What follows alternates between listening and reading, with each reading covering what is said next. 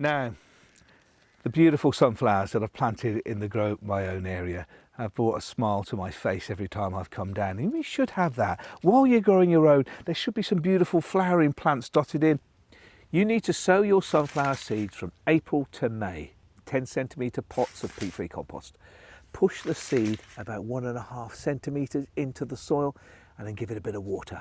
Cover the pots with a clear plastic bag and place in a cool, bright place. And once germinated, keep them well watered until you're ready to plant them outside at the end of May. The same depth as they are in the pot into the ground, and water them well in. And I'll put a decent stake in there, bamboo cane or something similar, just to give it that extra support. And I put these sunflowers, some of them are bright gold, these ones here are the darker colours, and look at almost tiger skin stripes on the petals as well. And this little bumblebee just here is tucking well in, because everything in this area gets used. Obviously the fruit and vegetables go into the kitchen and then onto our table as the family eats, and anything we don't use goes back into our compost bins, which will be broken down with fungus and bacteria, and then it goes back into the garden as well.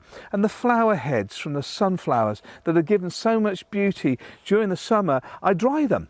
I take the flower heads, they're better offered to the birds once they've been properly dried, and I put them inside. Actually, I put them in the greenhouse, but if you haven't got a greenhouse and you're growing sunflowers, put them into a cool, dry area inside the house, somewhere just tucked away, and let them dry. And you can tell when they're dry. For a start off, all the seeds at the front all feel dry and bristly and crisp, and at the back it starts to turn a little yellow, and that's when you know you've dried them properly. And then just hang them up in with your bird feeders, and a lot of your garden birds will have a huge, healthy, tasty treat.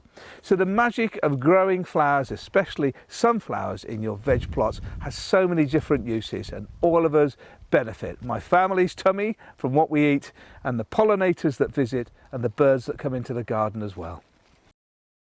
So here we are, a couple of days later, and there's another sunflower head to go on my bird feeding area. Dry along the front and turning yellow at the back. By giving it that moment inside the greenhouse or an area inside your house to dry properly, makes it perfect conditions for the birds to eat. So I've just put a little bit of string. I'm tying it at the top here, a little snip knot at the back.